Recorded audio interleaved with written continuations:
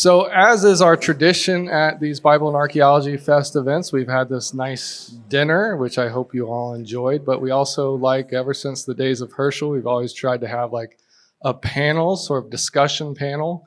And last year we had the idea of making it less sort of, back and forth with senior scholars and more bringing some younger scholars to the stage who can really sort of present on top discoveries over the past year. Maybe those things you've read about, maybe you haven't read about.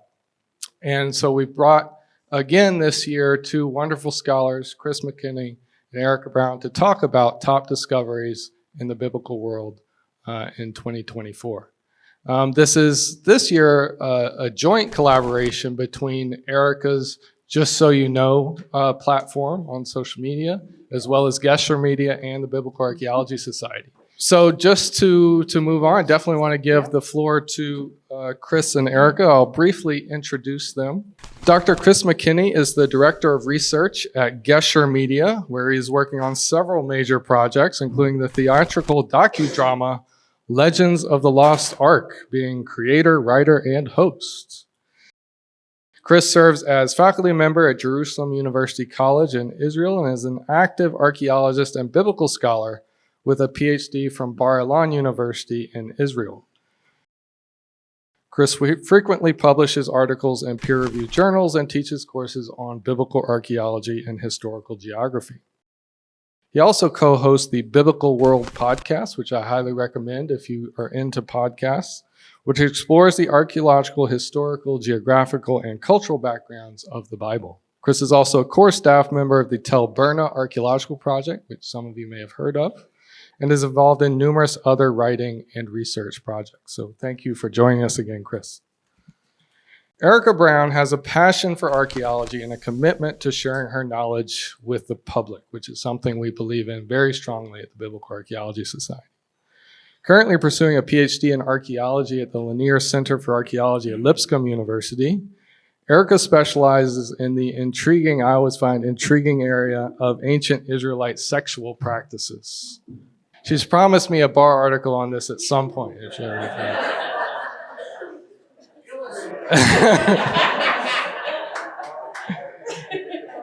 Beyond the classroom, she has excavated at Gezer and Tel Burna in Israel, contributing valuable insights to our understanding of the biblical past. She's also worked most recently with the epigraphic project at the Karnak Temple in Luxor, Egypt, which I believe Mark Jensen may have mentioned in his talk earlier today, further deepening her expertise in the ancient Near East. Erika is a powerful advocate for biblical archaeology, introducing the subject to those around her and fostering a deeper understanding of our shared history.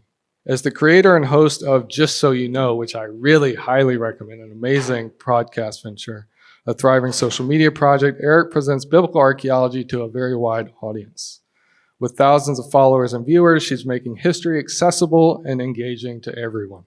Finally, Erika is not only a dedicated scholar, but also an Army veteran. So thank you both very much, and I look forward to contributing whatever I can to this very interesting discussion between the two of you. So I'll hand it over to you guys. Well, we just wanted to take an opportunity to talk about the top finds, but it's an opportunity for us to dialogue about them. A lot of times what people don't realize is that archaeologists come together and we nerd out on epic proportions about different things. And a lot of times when we present, you only get to see us as proper scholars. And it's just data, which is awesome. Don't go, I'm not knocking that. But one of the beautiful things is our discourse about the data. And we want to talk about these finds, but we also want to, have a conversation about them, talk about our different views, our different ways of interpreting this data, what this data presents, and the opportunities that it presents for us as scholars. I'll just start by saying that, one of the funny things about archaeologists is when they get together with friends who are other archaeologists, they typically don't usually talk about football or politics. No. They usually talk about archaeology. Yes, we do. Excited. Yeah, we're excited about work even when we're outside of work. And so this is an opportunity to talk a lot about what we've been working on, and also what's new in the field. And then also for everyone else that's trying to connect with scholarship in different ways. So we want to talk about some of the top ones. And like Glenn already said, this is a joint venture today with BAR, of course. And then myself with Just So You Know, which is about bringing biblical archaeology typically on social media platforms. And we've got Gesher doing wonderful, amazing things, super exciting things coming down the piper. And I'll let Chris talk about that. Why not? This is a film that we're working on at Gesher Media. It's called Legends of the Lost Ark. It's a documentary which also includes docudrama elements. We actually made an ark. It doesn't quite look like the one in Steven Spielberg and George Lucas. We think ours is a little bit more historically accurate, but we're really excited for this film to come out. And there's all kinds of social media stuff connected with this, podcasts and books, coming down the pipe that we're very excited about at Gesher Media, and TBD in terms of where it will be coming out to theaters near you, we hope, but it will be premiering at some point next year. We'll share on various podcasts. But in terms of this event, Erika and I have collaborated on what are the top finds. Like what constitutes a top find? How do you get to be in that vaunted list? And we have 10. We're not going to talk about all 10 of these. No, because we're going to nerd out still. Yes. We'll run out of time. But just some orienting with these top finds is we're doing them in chronological order. So anything that we talk about at the beginning is earlier. So we're moving, more recent in time. And so if your subject of interest is New Testament, you're going to have to wait till the end. This is also not a countdown. We're not talking about who are the best quarterbacks from 5 to 1. We're talking about the top 10, but they're not necessarily the ranked order. That is true. And what I was going to say was I'm excited about this is because one of the things I love about archaeology is sometimes there are dramatic elements to it. So I'm super excited about that because I'm a fan of drama and history at the same time. So speaking of drama, let's get into it. Right out the bat, one of the top ones we wanted to talk about was Ramses' sarcophagus. Backstory: they found this fragment back in 2009. And at first, they knew that it was a part of a sarcophagus that belonged to 2 people. They knew who the second person was, and I'm going to butcher his name. He was a priest from the 21st dynasty. He's the priest of Amun. So he's from Luxor, from Yes. Thebes. And they found this piece of a sarcophagus, but it was actually, as these things are, in at least the third use. We call it, by a fancy name, tertiary use. It was used as a tile in a Coptic monastery, but it originally was used by this priest, or we thought originally, but then they looked behind the inscription, and it turns out that this is none other than a fragment of Ramses II's granite sarcophagus. Right. And if you've heard of Ramses II, you might know he was a pretty important dude. Significant dude. He's just a little pharaoh. Yeah. No big deal. He was. And what's so fascinating about it is that this particular tomb, which is unfortunately was flooded at different times in history, is that it was looted multiple times, Right. but most of those looting episodes happened in antiquity. And so one of the real questions about Ramses II is within his tomb is what was he encased within? What was it? What did it look like? And of course, all of us have in our mind when we think of a tomb, which pharaoh? Tut. King Tut, right? So the thought is if King Tut's tomb was filled with all of the wonderful treasures, including the golden coffin and the golden mask, and on and on and on, these babushka dolls of all together of these golden boxes, how much more so would Ramses II's be like? Right. And they're kind of Frederick Papudu.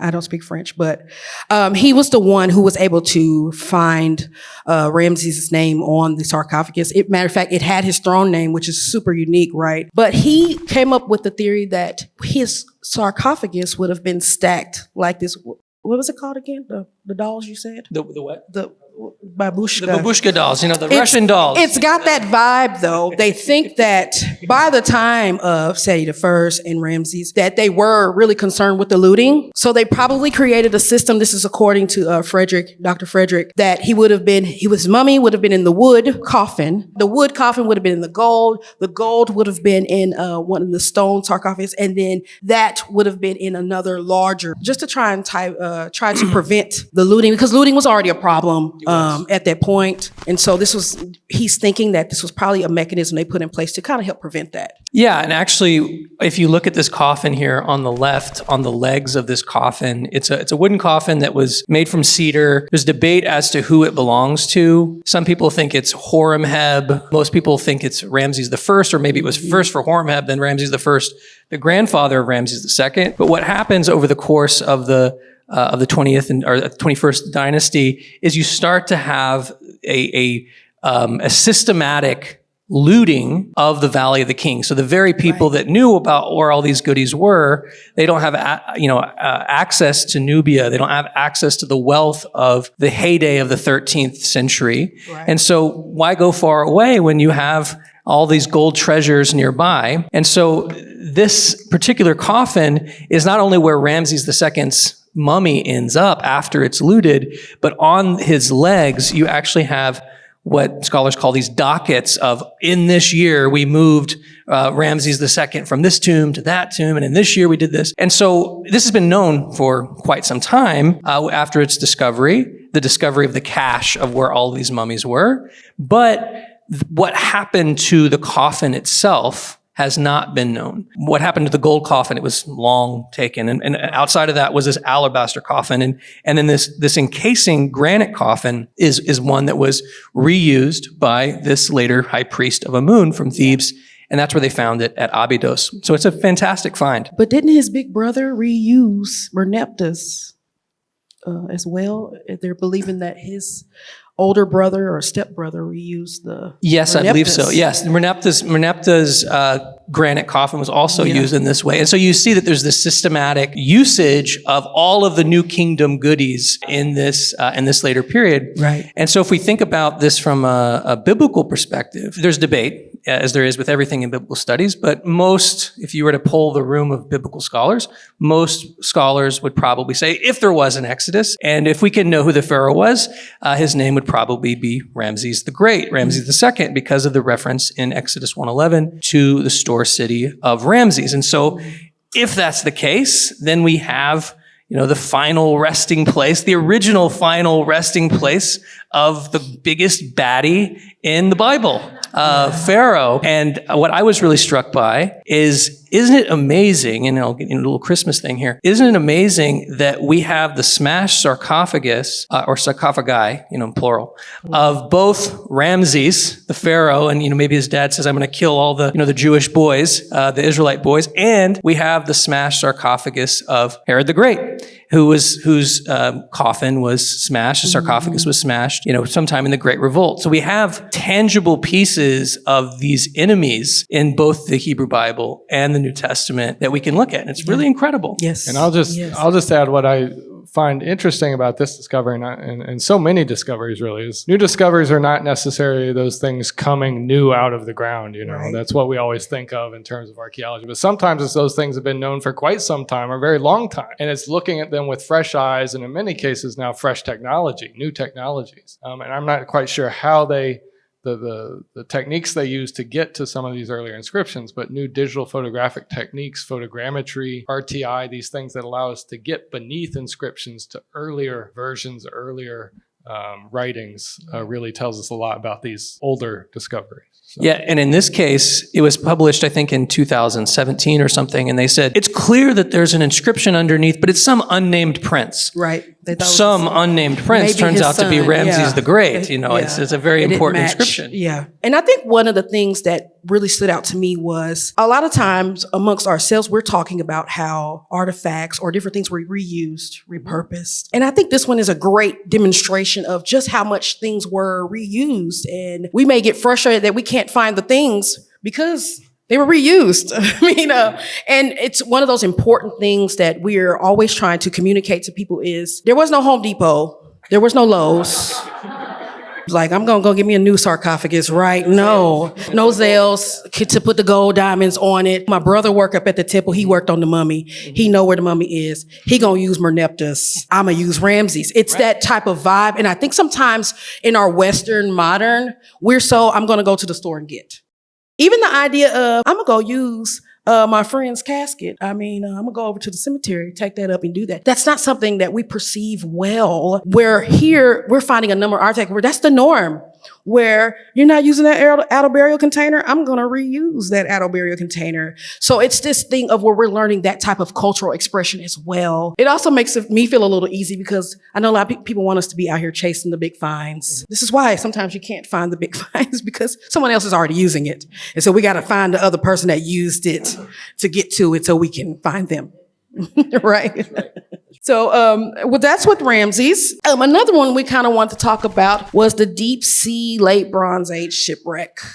I really geeked out about this one. So we found Bronze Age shipwrecks before, but this one's further out into the seas, almost, I want to say 60 miles out. It's the only one we found deep sea, right? And it's exciting because there's all these whole vessels. And listen, if you don't know anything about archaeologists, we love some whole vessels. It brings joy to our heart because now we don't have to just try and figure it out from the rim or the handle. We can do the whole vessel. And this one has so many. It's massive. It's about 48 feet. Just from the vessels alone, they were able to measure. They haven't taken anything out. They just took one vessel from the end of the pile to two ends of the pile. So they only took out two. So they haven't really done any official deep sea work because since it's so deep, that's pretty expensive. That's a lot of manpower. It's easier to do when it's from the shore, but this one they haven't had a chance. But it's exciting because it's from a time period where we know that, especially in the area of Canaan, southern Levant, there's already this massive trade going on. And so this is one of those examples of they're not just doing it staying close to the shore. Initially, we thought that they only sailed to the shoreline. Yeah. This one, we don't have that. This is potentially one of the most important finds. And we know it's important for a few reasons. One of the main reasons is we have these other shipwrecks that you're mentioning. The most famous one is Uluburun. Uluburun shipwreck, and there's the Cape Caledonia one. These shipwrecks were found 50 yards offshore. This is found 60 miles offshore. Yeah. And the archaeologist who found it, it's like, you're seeing a scene from Titanic. Yes, I thought about Titanic when they're looking for real. Trying to find it. Yes, it's our moment. And they literally say this is the last real frontier of archaeology is the deep sea, because what it will take to be able to excavate this ship is immense, and can't be done through diving. It'll have to be done through all kinds of underwater techniques. Yeah. But the fact that if they could ever recover some of this, it could tell us much about the ancient world. And who knows how many shipwrecks there are out in the sea that are still waiting to be found. And so from Uluburun, it's a time capsule, because at the time you have this maritime trade that's connected as far away as far as we know, Britain to Afghanistan. I mean, it's unbelievable. Parts of Africa, ivories, Egypt, Canaan. And what's Canaan have? It has the olive oil and the wine. That's the things coming from Canaan. And so this is a great discovery, and potentially it will show up in a future great discoveries, because if they ever excavate it, it could be hugely significant. Yeah, I was going to ask you, Glenn, if they get into it, can we talk about it again? Yeah, no, certainly. What I love about this find too is certainly this is from the Canaanite Bronze Age, and it adds great context to seafaring and trading during the late Bronze Age. But I think it also puts the early Phoenician expansion in a broader context as well. It's like within a couple of centuries, the Phoenicians are already getting out to Spain, to Tarshish. Yeah. And so finds like this allow us to see that there was this very strong, very well-developed maritime culture that was exploring the breadth of the Mediterranean world. And so the Phoenicians suddenly getting all the way to Spain is not surprising at all when you see there was this. Right, and it's like, how do they get there? Like, are they just port hopping, from one place, or are they making these long stretches, across? And that's really, we don't know. And it's crazy to think, no one gave us a record of, if you want to get from this port to this port, there's how you do it. They didn't use Waze. They didn't use Waze. Mm-hmm. Okay. But I think this one kind of helps us see that maybe there is this path that they are taking. Like, we have evidence. We wasn't sure, but now we're like, okay, they are getting out there in the middle and crossing these depths. I also thought what was fascinating was some of the vessels. So Uluburun had they had more variation. The other ships had more Cypriotic vessels, Cypriot. But this one was more so, the ones they grabbed were just really just Canaan. Yeah, I mean, but the question is, did they only excavate the Canaanite portion or or is there another part of the ship when they went down and found it? Because what they were doing is it's part of a natural gas pipeline, and so that's what it wasn't intentional to find it. Right. But at Uluburun, they found things stacked very neatly. Right. So you had a row of Cypriot pitoi filled with Cypriot And I think this vessels. one's 2 rows. Yeah. From what they could tell, it was 2 rows. But they didn't get to the hull of the ship, which I think is also important too, because that would help us learn what design and types of wood they were using. So that one's important because it's just giving us more insight into maritime, like you were saying. So next we have the Hercules, Hydra, and Hazor. And this one's kind of fun. This one's kind of fun because it's getting to this amazing depiction. They found this at Hazor, yes? Yeah, so this find, one of my favorite finds, because, I love mythology. I love these heroic stories. And if you're, you probably do too. I mean, you like Hercules, you like these stories. And it's been something that's told since the beginning, really, of literature. And one of the things that's been suggested in the past is how the Mesopotamian stories that we have, such as Gilgamesh and so on, actually make their way to Greek myth. And so the great heroes of Hercules or Zeus fighting Typhon ultimately probably had their origins in Marduk fighting Tiamat. And so this is one of those elements that is so important, not only because we constantly see this story of a hero fighting a 7-headed dragon, but the biblical text itself doesn't actually have that little component of the 7 heads. The Bible does talk about, these heroes, and usually associates Yahweh with killing Leviathan or defeating the dragon over and over again. But the 7-head aspect is something we can trace in Mesopotamia from like 2500 BC. We can see it. And I think there's an image of it here in a minute on a cylinder seal. And we can see it show up in Ugarit with Baal killing the 7-headed Lotan, which is the Ugaritic name for Leviathan. And we can see it all these other places. And then we have it, of all places, those of you who are New Testament oriented, in Revelation, right? That we have the 7-headed dragon of the sea. But the missing link of all places ends up being Hatzor, where apparently this hero, we don't know who this hero is, probably not Hercules or Heracles. Maybe it's even a depiction of Yahweh. It could be a depiction of Baal. But whoever this gentleman is, he is about to kill a 7-headed serpent. So it's very, very fascinating. To me, it's, this list they've put together here. I mean, this tells the story that these sort of shared motifs, these shared traditions, this kind of, in some sense, shared mythology that is formulated and reformulated as it's passed, probably orally in some cases, between cultures. Mm-hmm. And they sort of remake it in their own guise, in their own cultural framework. And that's what I find so fascinating.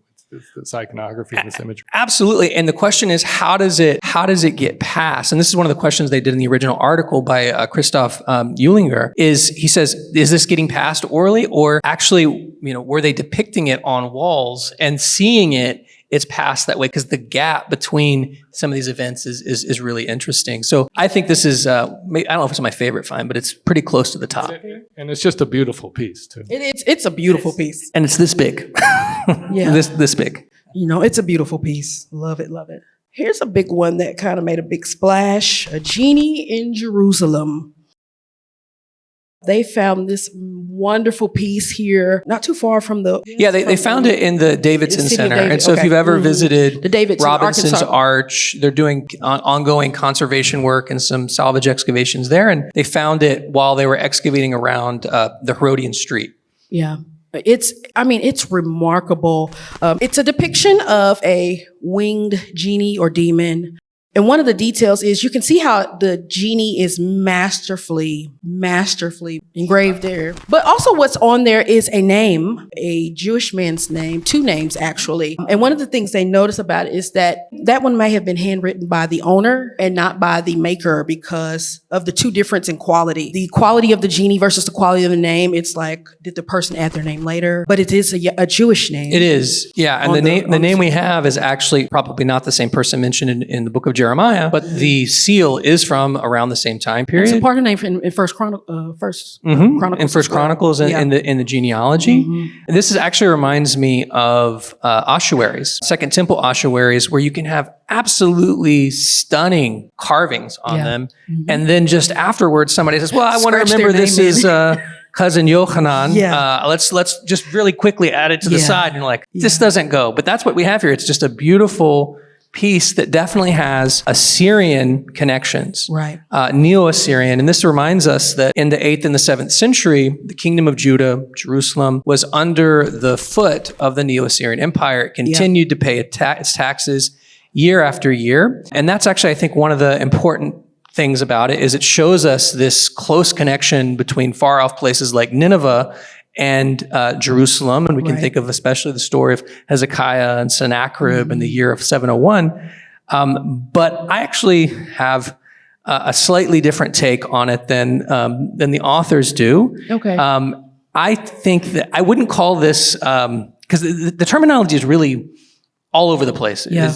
It's a genie. Okay, so you think of Aladdin and Robin Williams. That part, Is it a demon? Yeah. So is this from hell? Like what do you mean by that? You have to actually have a concept of where they're drawing on. And so when Assyriologists mention this, they're connecting this with a divine being that's a protective spirit that protects entrances or protects statues or protects kings. It's usually near thrones. The Bible calls those not demons or genies. It calls them cherubim. And that's what I think this likely is. In fact, you have here from Ashurnasirpal's reliefs is at the British Museum, and you can see the close correspondence between these two beings. One is this big. Yeah. The other is like 8 foot tall. And I think it was like an amulet too. It's got a hole in the bottom of it for them to put in there. Yeah. It's probably worn as a type of protection. Yeah. I was going to ask y'all both about that. Given it's found, it's definitely Assyrian-ish, but he's got this very Jewish name. One of the articles suggests that it's just him taking this amulet to fit in with the natural culture of the time. Could it be a blending of the beliefs? I mean, what do you think this points to? I mean, my thought is, and we've done a lot of work on this for different film projects that we're working on, and I've had the amazing privilege, the fun privilege of trying to create 3D reconstructions of Solomon's temple, the tabernacle, and trying, what archaeological objects do we have to flesh out a text like 1 Kings 6 and 1 Kings 7. And so, like we can see in this reconstruction, we've used everything from an archaeological object. So the walls are covered on cherubim that come from ivories that were made by Phoenicians, but ultimately plundered and brought to Assyria. Today, you can find them at the British Museum in the Met. So they got a very, very interesting history. So to me, it's very likely, it's very possible that what's being depicted there is actually the statues that sat inside of the Holy of Holies in the temple. Really? Because if you remember in 1 Kings chapter 6, 1 Kings chapter 7, we have a description of the house of Yahweh, the holy place. And at the back where the ark is placed, you have two massive olive wood statues covered in gold with their wings outstretched just as they are. Right. And they go from one side of the Holy of Holies to the other. And so, this is in Jerusalem. Yes, it has Assyrian elements, but the Assyrian elements are heavily influenced by Egypt. They're heavily influenced by Phoenicia. You just think they're taking that imagery, they're applying it to their culture. Like, Yep. I've seen this imagery. I'm going to take that imagery. I'm not necessarily buying into that religious belief system as much as that imagery matches my own. You think that's something that could be happening? And I think it's also fascinating with this find is, more and more, especially as they excavate in Jerusalem and the city of David area, the Givati parking lot, and they look at these sort of 8th, 7th century levels. And at the time when the Assyrians were dominant within the region, and clearly from the Lachish reliefs, of course, it just, conquered, utterly destroyed Lachish and other places. But there seems to be a period where there's kind of an Assyrian peace sort of established. It's sort of rather vibrant, cosmopolitan cultural world that's connecting all the sort of realms and kingdoms that fall under the Assyrian Empire. And more we're finding evidence in Jerusalem and especially the elite, the wealthy, being part of that sort of cosmopolitan world established by the Assyrians. And we think of Assyria being a rather brutal regime and harsh and oppressive.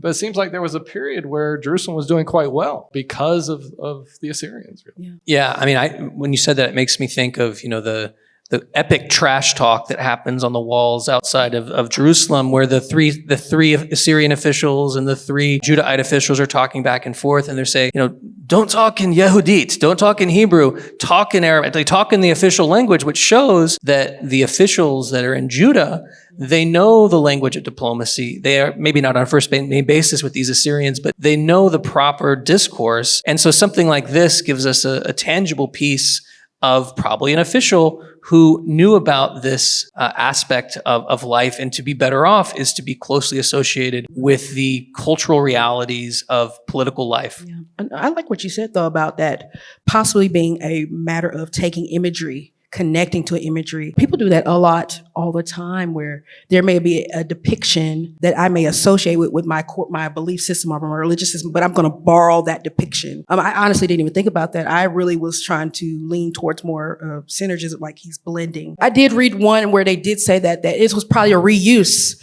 It came from Assyria, but then the person was in Jerusalem. They adapted it as their own. That was one of the options that was put forth. I mean, it would make sense. The detail, the quality of it, I mean, that would make sense. That would line. It does. And I just say, how do we recreate what's going on in the temple? We can't do it with text. We have a description of a text, and then we have contemporary art. Right. And what I'm saying is this is found right next to the temple, and it's an exact representation of what the biblical text says was within the temple.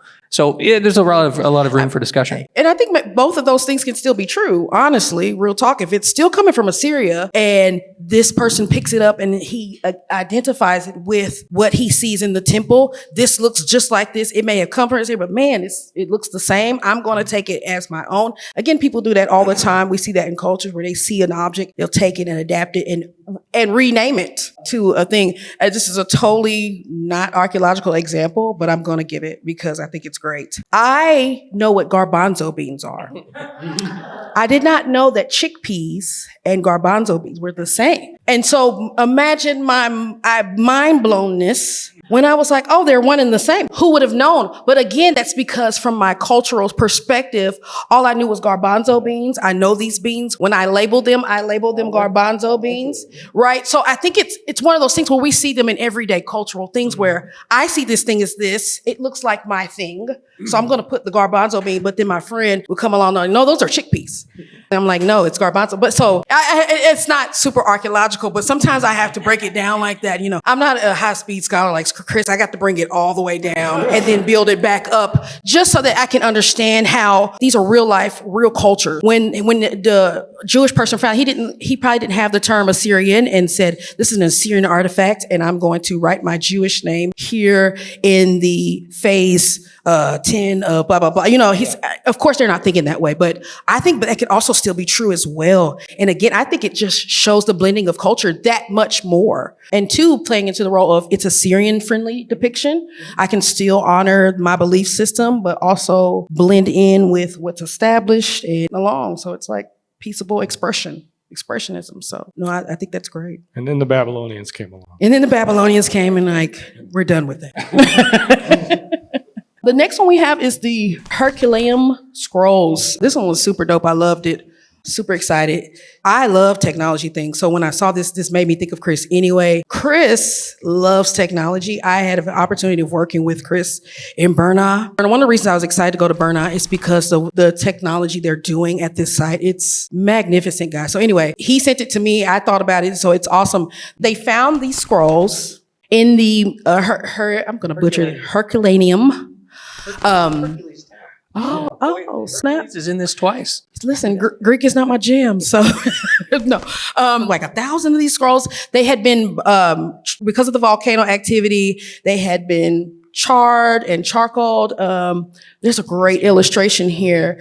And what happened is they froze that way. Well, over time, they did try to unroll them, but unrolling them, they would go to ashes or fall apart. So it was not good. They did a few. They were only a few, but it's just not the business. So they've been doing these CT scans of them. And from the CT scans, they've been able to get writings from them. And it's awesome because this past year, they were able to get some letters, but this past year they had a contest. I mean, and we need to have more contests. $700,000 for the people that could translate the BAS most. sponsored, of course. Oh yeah, 700. BAS Do you know how much sponsors? archaeological work we could get for $700,000 prizes? No, team of students were able to translate like 15 passages. Is that correct?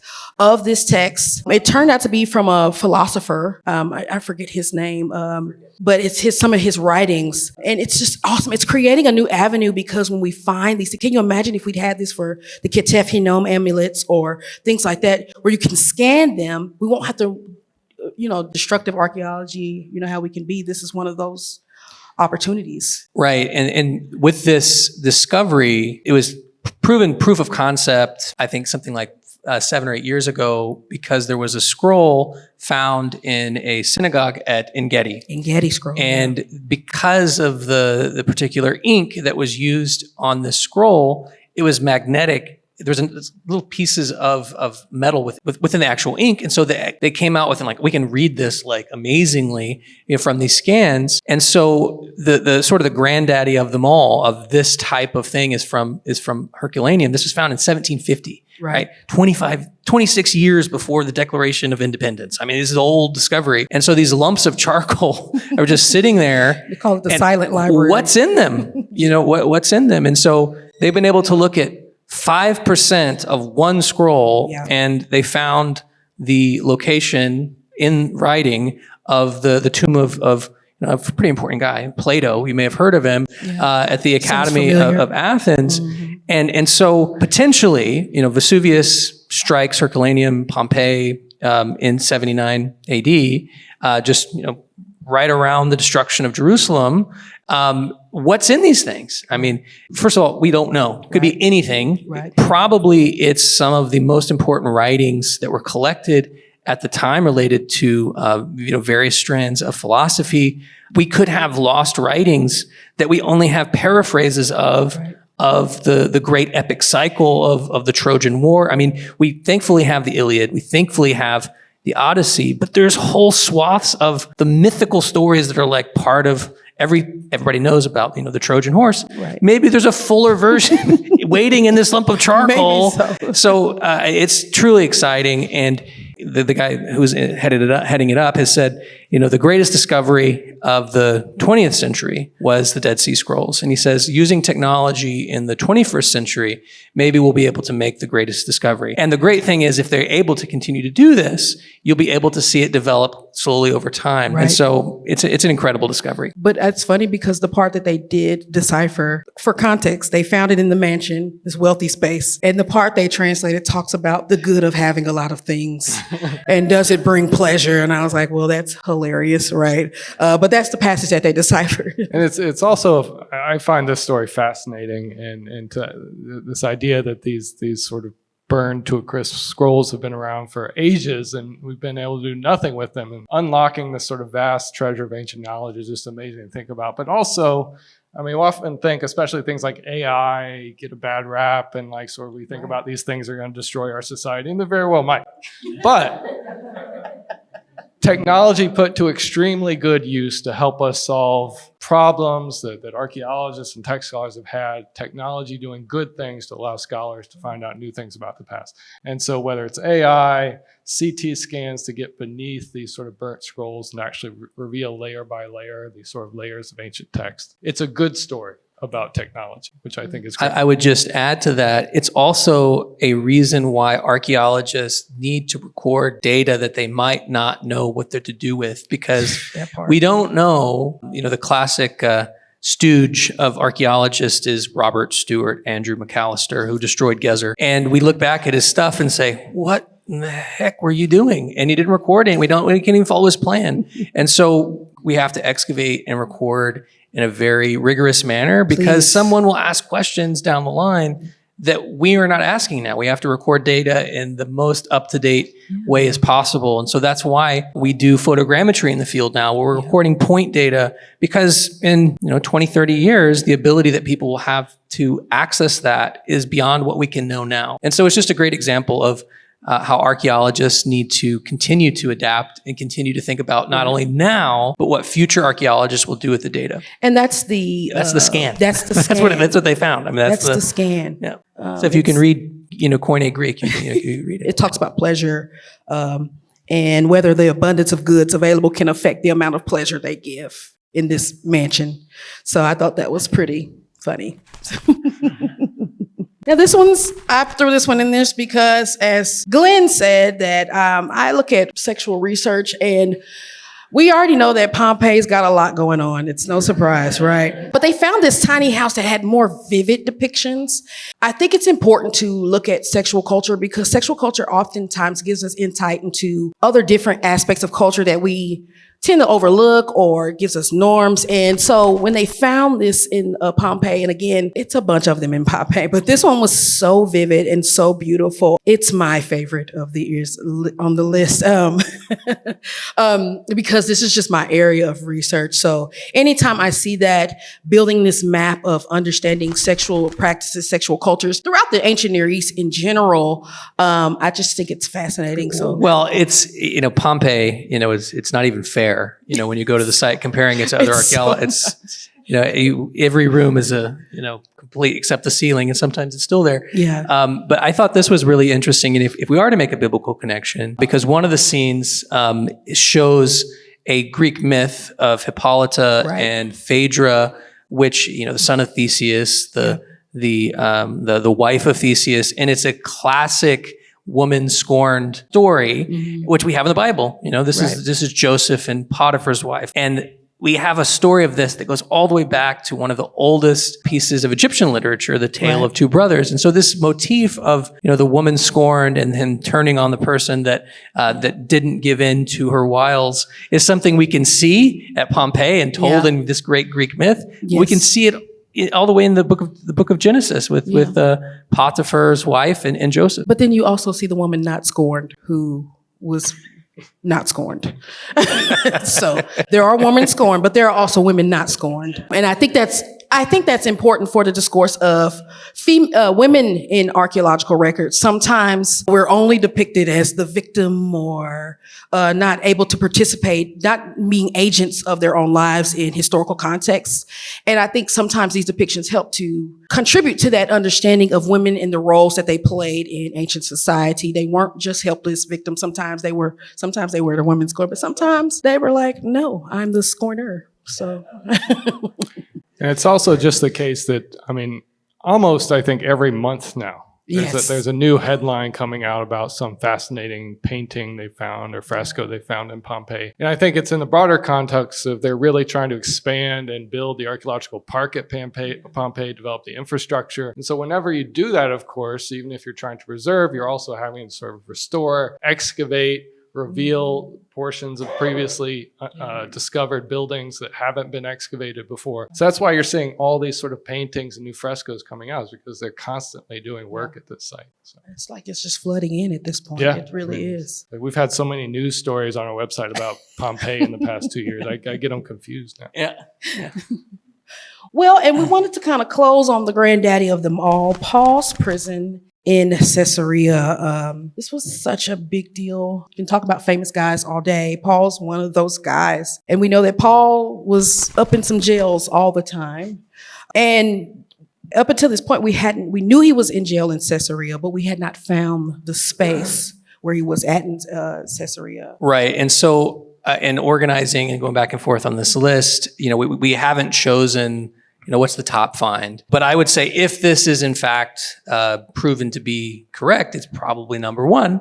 And so just in terms of the context of the find, the palace of Herod the Great at Caesarea is not new. It has been known for quite some time.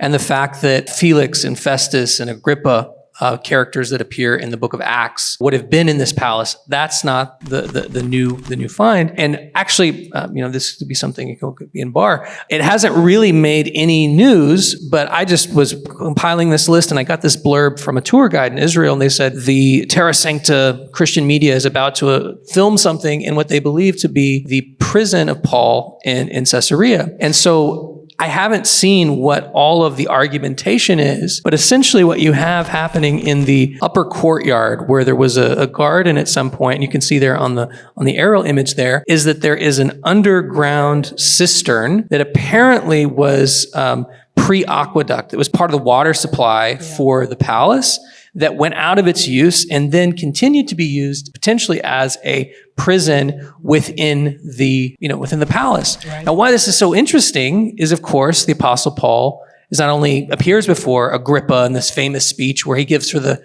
third time his road to Damascus experience, but he spends 2 years. The text literally says he spends 2 years at Caesarea being held there because Felix, the procurator, wants him to pay him something, and he wants to get paid off before he's sent on to Rome.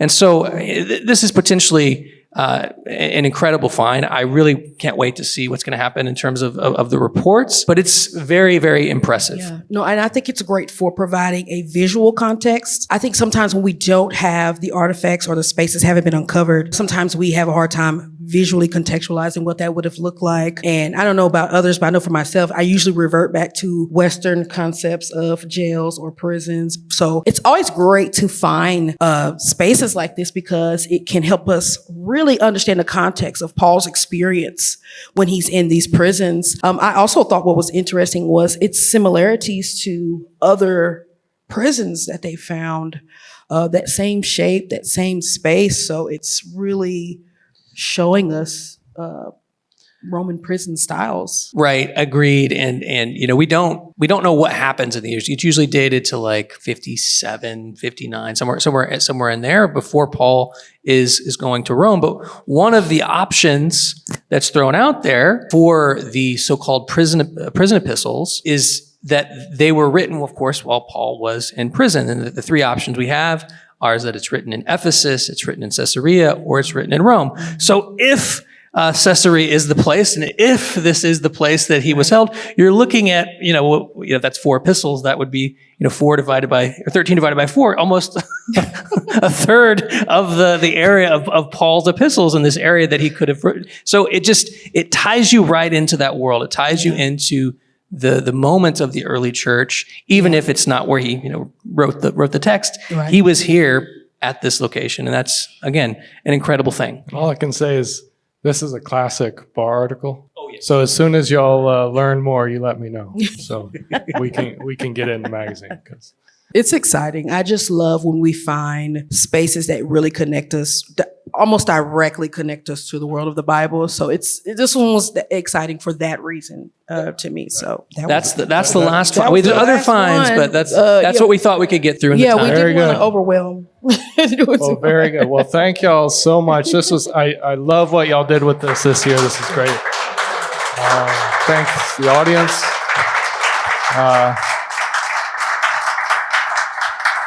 Hopefully they'll come back to do this again next year. It's a lot of fun. I really like this format too. So thank you both. Appreciate it. Thank you all. Thanks Thanks everybody.